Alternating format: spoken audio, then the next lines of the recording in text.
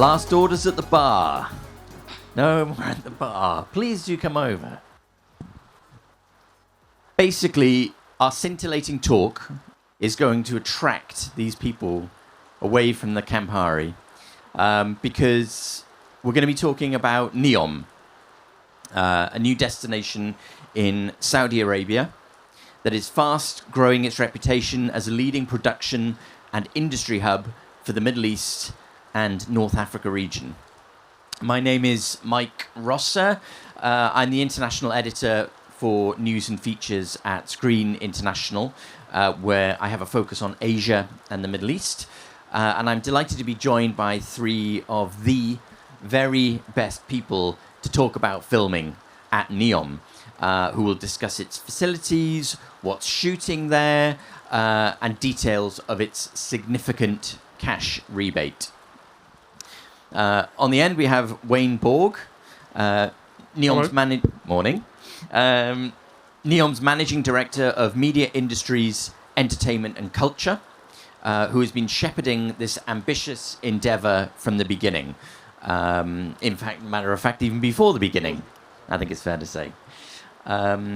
Next, we have Rasha Al-Imam, a producer who is... Hello. Nice to see you again. A producer who is head of production at NBC... before launching her own outfit last year, Yellow Camel Entertainment and Production Company, of which she is the CEO. And finally, we have Eric Hediot, the US producer with more than 30 years' experience, who most recently worked on Desert Warrior, which we heard a little bit about in the previous session, which is a 100 million plus, I heard 150 million. 150 million dollar period epic, which shot in Neom, directed by Rupert Wyatt and starring Captain America's Anthony Mackie. So yes, thank you all so much for joining us this morning.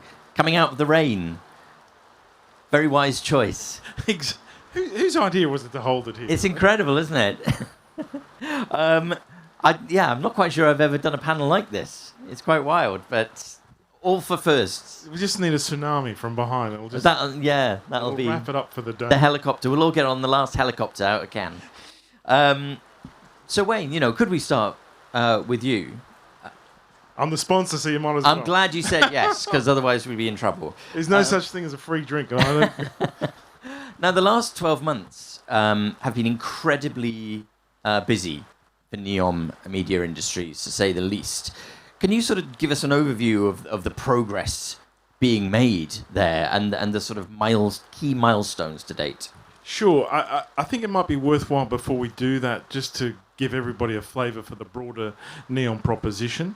We've got a couple of videos, very short, so they're not going to be too laborious. But first one really just puts Neom, the proposition, the concept, into some context. So wherever the video man is, if we can play that first video, that'd be great. What is Neom? This is Neom, or here, to be more precise, in the northwest of Saudi Arabia. But Neom is more than a place. It's a home for people who dream big. Bigger than that. That's more like it. It'll be a hub for innovation, an entirely new model for sustainable living. The vision for a new future. In fact, that's how it got its name. But what will be there? There's Oxagon, a thriving city at the crossroads of the world, where advanced manufacturing will enable industries of the future. Trojena, a year-round mountain destination. And just remember to pack your skis when you visit. Or if skiing's not your thing, there's always Sindala, one of Neom's many beautiful islands, perfect for some R&R. And Align, a 500-meter high, 200-meter wide, 170-kilometer long city in the shape of, a line. No roads, cars, or emissions. And everything its 9 million residents could ever need within a 5-minute walk. But best of all, the entire region will offer unparalleled access to nature and will be powered by clean energy.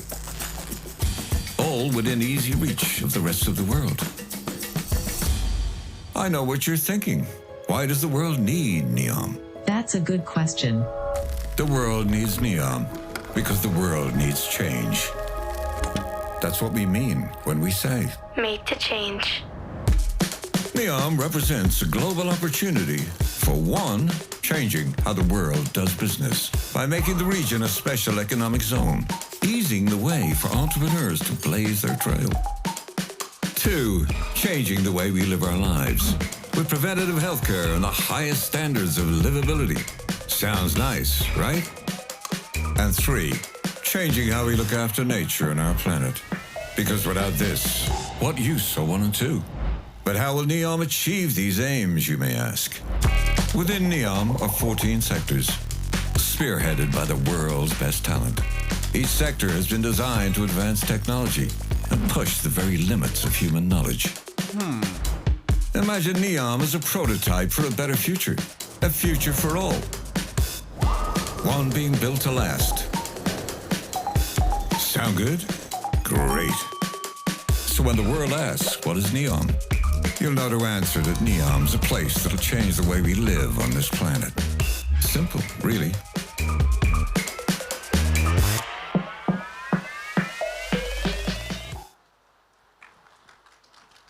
Thank you. I didn't make the video. So that gives you a bit of a flavour for the broader Neom proposition in terms of redefining urbanism, how we're going to live, how we're going to work, and creating a new jurisdiction, as you heard on the video, of 9 million people. If you look at most advanced economies today, one of the key sort of sectors is the media and the creative industries, and it's going to play a vital role in the development of Neom, both from job creation and economic activity. And whilst you saw a lot of talk there about the future, from a media industry's perspective, I'm glad to say we're real, we're open, we've been open for business over the past 18 months. And I might just go to the next video before I carry on the conversation.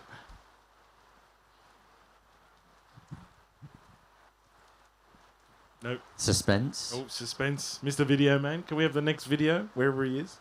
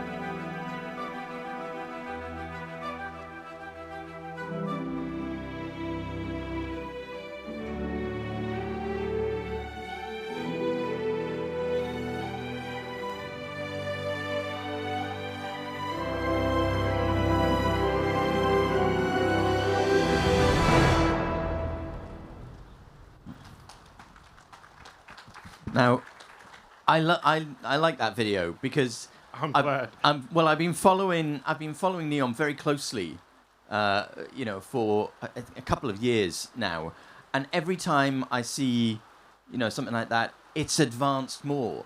The acceleration of what is happening over there is incredible. Can you talk about, not to sound too flippant, what are you doing out there? What's going on? We're working very hard. Clearly. No, look, we've got a great team, and I suppose this is one of the advantages when you don't have legacy. We can mobilise quickly, and I think what you've seen there. 4 stages we've got up and running, another 6 coming online by the end of this year. The 30 productions we've already hosted, some of which were mentioned earlier. Really, I think is demonstrating the seriousness and the commitment of our intent. To developing this industry, and really at the heart of what we're trying to do here is create a true regional hub for content creation. And we're at a point, there's an inflection point here. We heard some of the statistics earlier, the size of the MENA market. I mentioned in some recent panels that it's a market that's underserved by any measure of metrics. The most stark for me is that you've got 6% of the world's population speak Arabic, yet less than 1% of content is in Arabic. The number of subscriptions to streaming services, the amount of infrastructure relative to other markets, and for the size of market we're underserved, we're undercooked. So for us, it's about how do we accelerate that as quickly as possible at a time where you're seeing a huge explosion in content. And that's one of the benefits we have. We have a massive marketplace, 500 million people, or I think as Colin said, 460. I'll round it out to 500. And we've got this tremendous demographic. 50% of the region's population are under the age of 30. They've got a ferocious appetite for content, and we want to be able to serve that. And what we tried to do is put in place the constituent components that industry needs. It's not just about critical mass of infrastructure. It's not just about a globally competitive and attractive incentive scheme. It's not just about the depth and breadth of talent, and it's also not about getting out of the way as a bureaucracy in government. Giving the industry red carpet, not red tape. It's really about how you bring all of that together, and that's the critical piece for us. And again, I think we're seeing industries, confidence in what our offer is and the opportunity that it represents. That they're marching towards us, with numerous projects. Not only what we've done so far, but the pipeline that we've got in place for the coming couple of years. Yeah, because your end state, you've got so much to do, and you can see it's all happening. But what do you think is the next big key milestone for you to hit at Neom? For us, I'll go to the end state, then come back. For us, the end state, if we're going to fulfill that ambition of becoming the true regional content hub, it is about a world-class, infrastructure. So our end state media hub will be about 1 million square meters of footprint. We'll have 50 sound stages and studios. We'll have tenancy space for industry to be located there, right across the value chain, whether it's in screen, whether it's in gaming, whether it's in digital publishing. It's about supporting industry learning and have, extensive industry learning facilities, game studios, incubation and startup space. So, a fully integrated media hub, both physically and technologically. And that doesn't exist anywhere else in the world today. So the ability to redefine how content's created, how young people are trained, how new ideas are brought to market, I think is the game changer for us. But in terms of the short term, it's really about continuing to build that pipeline up, and that we've been very vigorous in doing, because I think it's about that pipeline is what will start to bring the talent that we heard earlier that Rula was talking about, and the more confidence they have, the more we can anchor the talent where the work is happening, and that really starts to build the foundations of what's happening. And we start to build that skill set up, and we really sort of get us to a standard that we're competing on a global level. Absolutely. Because, as a cynical journalist, you kind of, if you could imagine such a thing, you get told that this is the plan, and you think, how is that actually going to happen? Is it actually going to happen? And I, actually went out there earlier this year, and it's there. These enormous sound stages, these studios in the desert, these facilities, it's all kind of happening. So it's extraordinary. Yeah, and you know, we consciously didn't make a big fuss about it. We built it first and announced it, and you know, we wanted to demonstrate that proof of concept. And again, we've been able to demonstrate that across a range of different types of productions, genres. You know, we've had, you know, a number of Saudi feature films. Within Sands was our first one. It won the jury prize at the Red Sea Film Festival last year. We've done some tremendous work in terms of television, scripted drama. As you heard, Rise of the Witches earlier. We've done reality shows. And we're looking to become a format hub for those, not only for the region, but internationally. And all the way up to what you heard about Desert Warrior. You know, it was the biggest feature film ever shot in the region, close to $150 million. You know, we had 450, 500 people on set every day for nearly 6 months. You know, that's a formidable undertaking. And, you know, you'll see the proof on the screen. I've seen some early cuts and it looks amazing. And, you know, that, you know, presented a lot of opportunities, and also, you know, I think silenced a lot of doubters about, you know, what we could do and our capacity to deliver it. Absolutely. And at the time of filming Desert Warrior, Rasha, you were the head of production at NBC. Yes. Yes. Are you warm enough, by the way? Do you want a blanket or something? Because it's quite cold up here. It's very you all cold. okay? Do you want a blanket? No, I'm fine. You good? I'm good. Eric's starting to shiver a little. Eric doesn't get cold. No. Maybe it's maybe I'm actually projecting. Maybe I want one. Oh God. But can I ask, like, what did Neom offer that attracted Desert Warrior to be shot there? Well, hi everybody. So Neom were offering us a lot of support in terms of facilities. Stunning locations, different locations. If you go to Neom, you'd look on the right, you'd find a different type of landscape. On the left, completely different. So you have, you know, the variety of locations to shoot. Like in Desert Warrior, we had 5 tribes, so you need a unique location for each of them, and Interesting. colors, and they also everyone in Neom was a producer at some point or worked in production, so they completely understand the language, the urgency sometimes, the last minute requests we had, and they never failed to support us, not even one time. So we had accommodation with Neom, we had the sound stages built, we literally had everything. On top of all that, we had the rebate, of course. So it's a one-stop shop, basically. And so, Eric, can you talk about how you came to shoot in Neom, and what attracted you to the region? Well, initially when I got the call, it was very refreshing because I was called to shoot a story based in the place that it was actually took place. Because normally in Hollywood we're chasing and trying to cheat things all the time. And when I was told we want to shoot a Saudi story in Saudi Arabia, I was very excited about it. And as an old location guy, I knew it was going to be a very location-based film, which I also thought was great. And speaking of rain, people who film regularly will appreciate that we had one rain day out of 81 shooting days, which is what LA is like when you shot in the old days. So that's something you really appreciate when you don't have to suffer through that. And as Rasha pointed out, the amazing landscapes were lent to the story in such a great way. And I also was interested because it was a challenge. Nobody had done it before.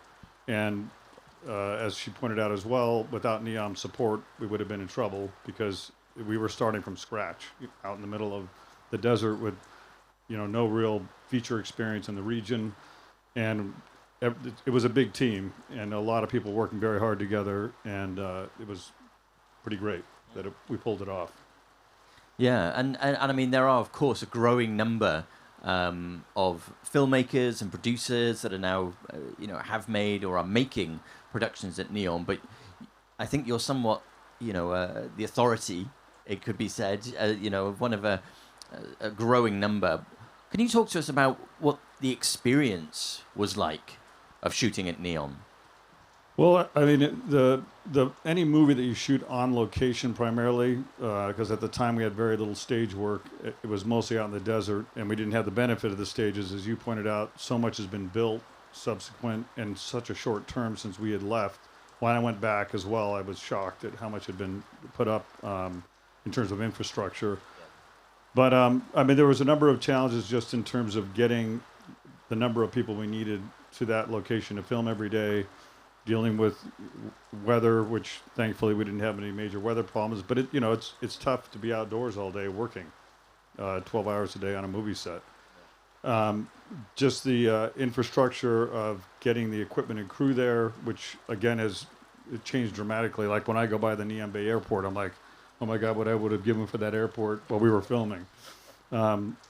So there was a lot of a need to get crew in from other countries. We had over 100 different nationalities and countries represented at the time. We sourced everybody we could from Saudi. The internship program that both NBC and Neom put together was hugely helpful, and that's also grown exponentially since we were there. And it was the usual production issues, whether it's equipment, crew, extras, which Russia helped us wrangle a massive number of local extras, which made a huge difference because we had, I think, an average of over 200 a day, and some days upwards of 500 extras on set. And so we sourced the vast majority all locally in the little town of Tabuk, not far away, and it worked out great. And I mean, you mentioned there about bringing, training people up. That's is it fair to say that's going to be an incredibly important part of developing Neom? And what are you doing to encourage that? Yeah, absolutely. This industry is going to need a very large workforce. We're targeted to generate somewhere between 15 and 20,000 jobs in the sector. So a lot of that is going to be indigenous talent, providing those new career opportunities. And as I said, you've got a very young demographic there. They have a ferocious appetite for content, and many want to be involved in the industry.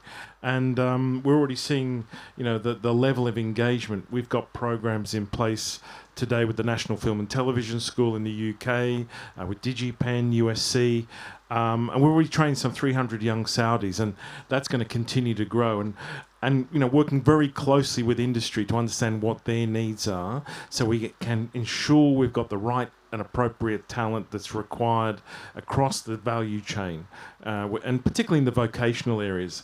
Whether it's in editing, whether it's in set design, hair and makeup, all these critical areas that sometimes get overlooked for, the higher, more creative aspects that is the sexier end of the business, be it directing or writing, and they're important as well, as part of the process. But these sort of vocational areas are critical to the production process. So we're putting a lot of emphasis on that, and it's resonating with the talent, and young people who want to pursue a career in the industry, and now have the opportunity not only to pursue their passion, but to do it at home, and see the career pathways there because of the work that's being generated and the industry that we're now attracting.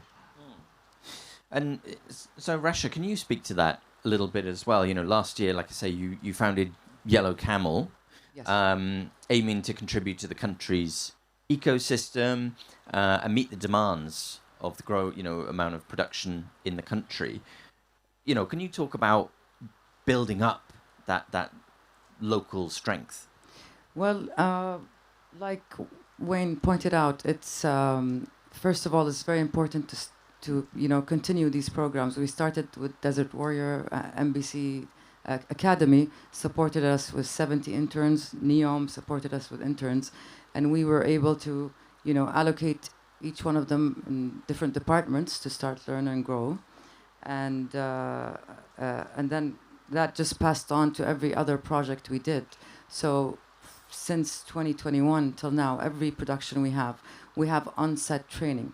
It's not just workshops or theory no, it's actual on-set training. They start from the bottom up to be able to say very soon that we can put together a full local crew. Yeah. Basically, it's the industry is new. These opportunities are new in Saudi Arabia, but we are going very quick, very fast, growing the sectors in terms of infrastructure, but also the local talents.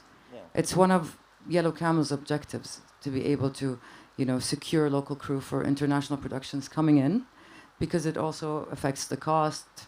etc., etc. So, yeah, so it's a very big goal.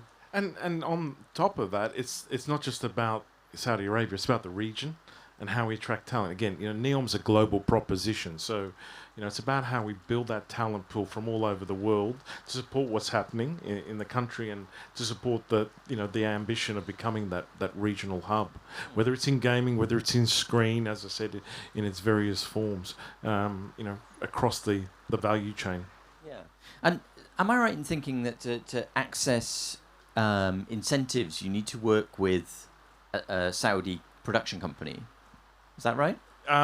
You don't have to. Okay. It's easier at the moment. Yeah. Until our sort of regulations come into play. But production services companies of the caliber of Yellow Camel certainly sort of can facilitate and enable that process in a much quicker way. So that's probably the best way. But that doesn't preclude an international business coming in and setting up. But just going through the business registration process and so forth. And is there much in the way of choice at the moment, for international productions that want to come out to Neom? Will you kind of work to help put them in touch with people? Or? Yeah, absolutely. We can refer them to companies, and again, that I keep coming back to this pipeline of production. The more production we were able to secure, I think gives everybody confidence in the space. It creates a marketplace, and that's what we want to see. We don't want to be the market maker. We want to see a vibrant, dynamic marketplace of providers, and that's what we're starting to see emerge. So we absolutely will provide that guidance and that referral system. Amazing. And like I say, when I went out in... It was March. Yeah. There was, I think, around like 140 other industry. 150, yeah. It was 150. I'd be interested to know what's been the feedback from people that made that visit. Yeah, I think at three levels, it's sort of astonishment and surprise and somewhat overwhelming in that for many of the industry leaders that we brought out, it was their first time to Saudi Arabia.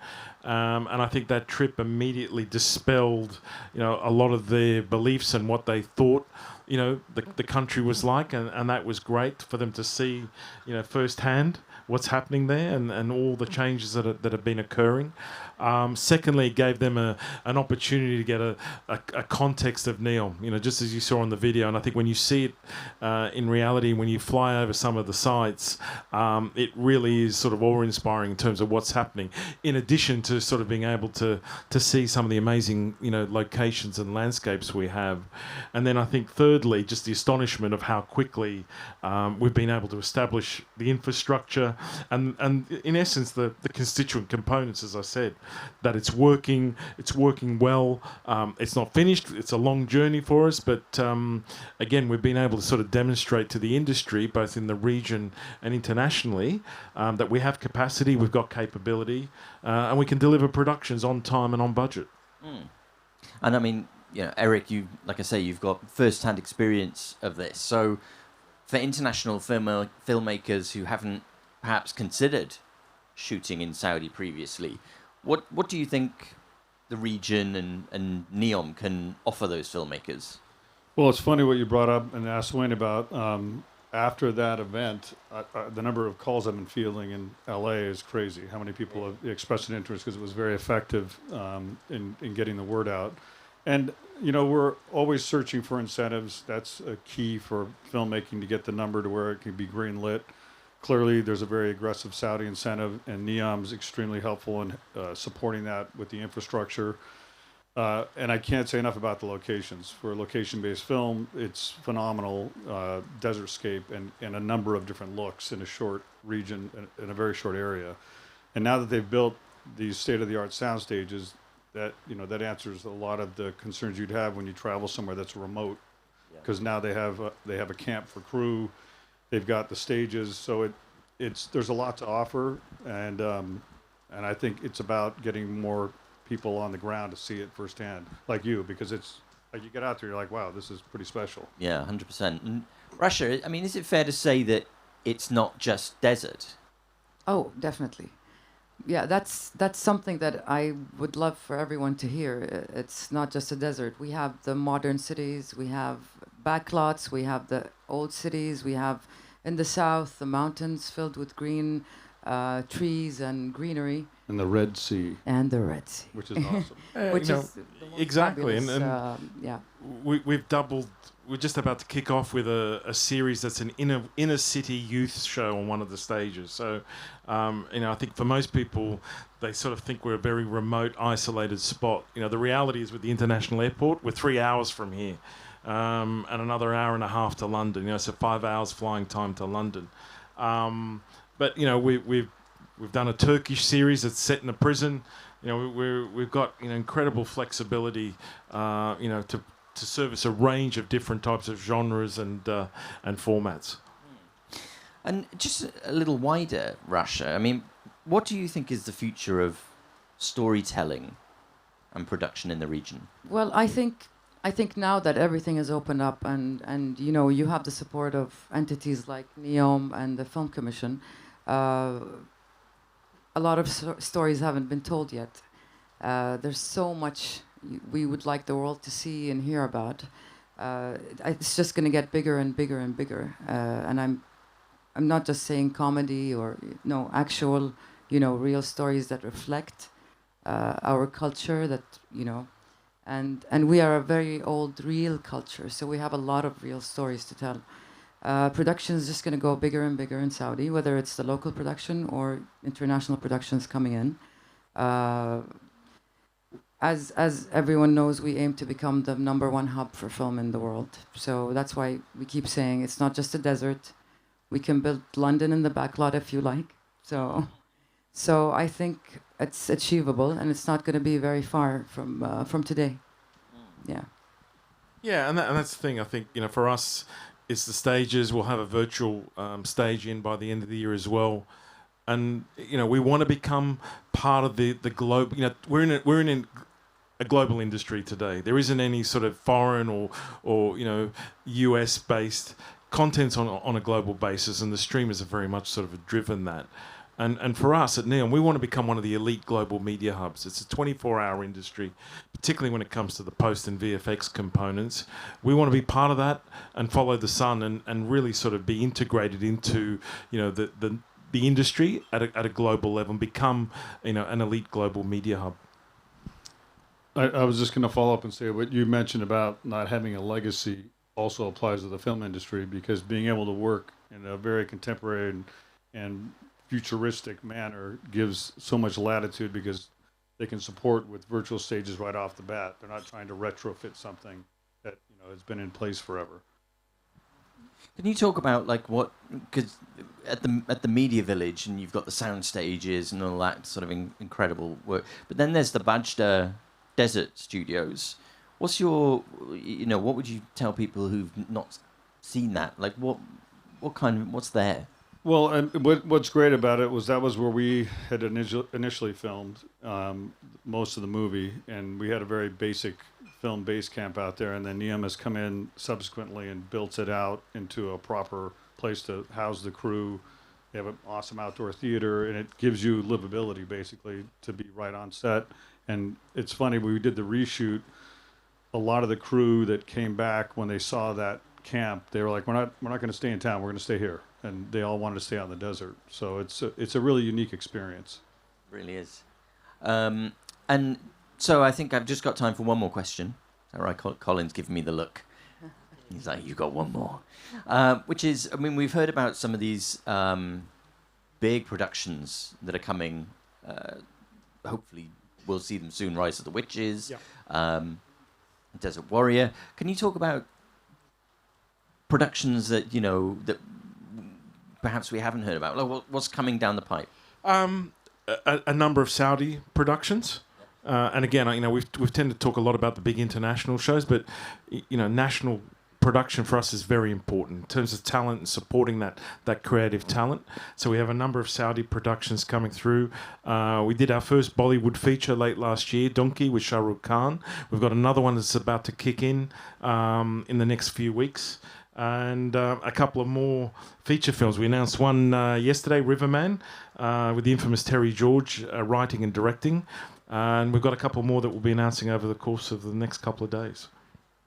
We have some that are all super top secret, though. Rasha and I are working on. We can't talk about it now. You know where to find me. You know where to find me. Well, I mean, it just remains for me to say then, thank you all so much for coming and sharing this conversation with us. But most of all, please thank Wayne, Rasha, and Eric. Thank you. Thanks for Thank staying you, Mike. dry. Thanks, Mike.